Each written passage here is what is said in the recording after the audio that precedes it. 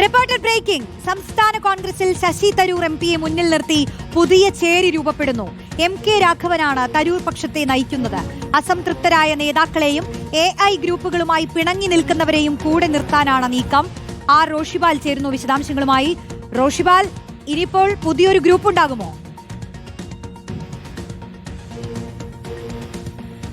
അങ്ങനെ പുതിയൊരു ഗ്രൂപ്പ് ഉണ്ടാക്കാനുള്ള നീക്കമാണ് കോൺഗ്രസിനകത്ത് നടക്കുന്നത്. അസംതൃപ്തരായ പല നേതാക്കളുമുണ്ട്, പല ഗ്രൂപ്പുകളിൽ. A ഗ്രൂപ്പിലുണ്ട്, I ഗ്രൂപ്പിലുണ്ട്.